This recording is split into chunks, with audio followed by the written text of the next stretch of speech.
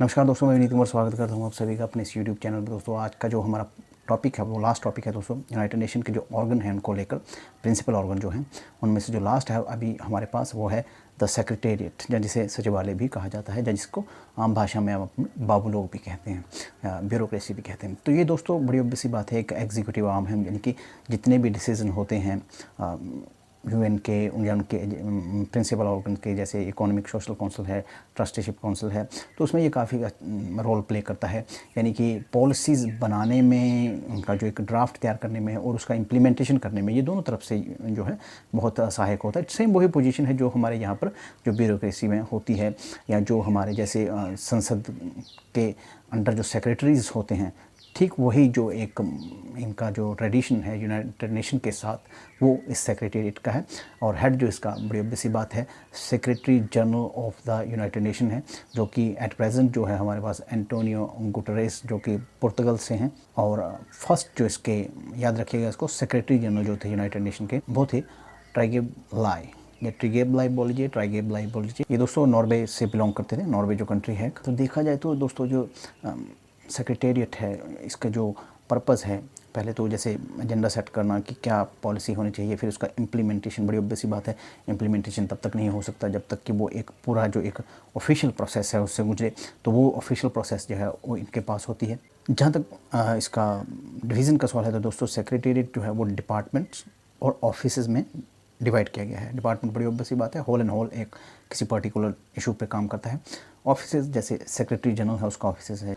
जहाँ तक दोस्तों इसकी सीट का सवाल है, यानी कि ये है कहाँ, तो बड़ी ऑब्वियस सी बात है न्यूयॉर्क में है।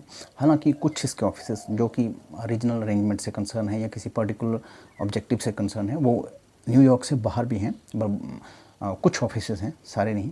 और जैसे कि बड़ी ऑब्वियस सी बात है कि ये भी प्रिंसिपल ऑर्गन है, जैसे कि मैं आपको बता चुका हूँ, under article 7 of the UN charter. और दोस्तों अब शुरू करते हैं हम इसके जो आर्टिकल्स की प्रोविज़न है उनको देखते हैं। 97 जो आर्टिकल है, फर्स्ट आर्टिकल जो है रिलेटिंग टू सेक्रेटेरिएट, उसमें कहा गया है कि सेक्रेटेरिएट क्या है, what does mean by secretariat.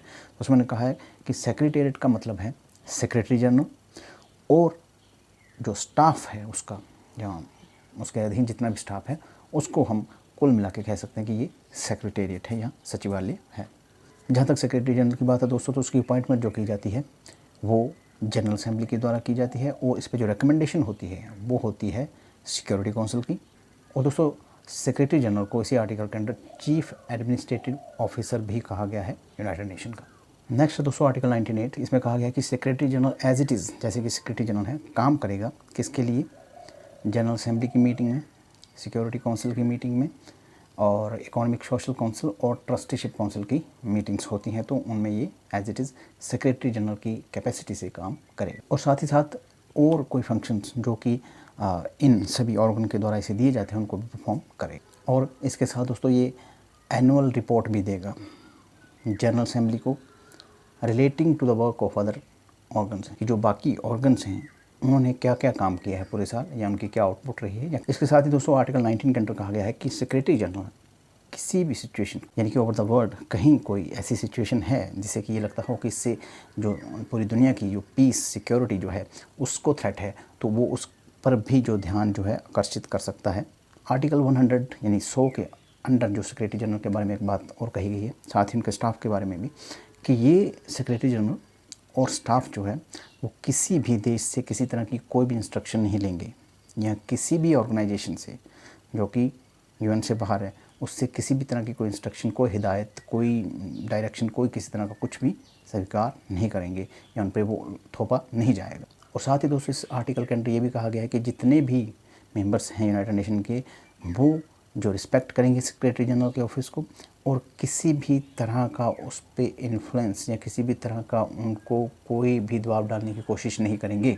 इसमें दोस्तों आर्टिकल 101 जो लास्ट है इसका, उसमें कहा गया है कि सेक्रेटरी जनरल का जो स्टाफ होगा वो उनके द्वारा ही अपॉइंट किया जाएगा, पर इसमें जो गाइडलाइंस हैं वो फ्रेम करेगी जनरल असेंबली।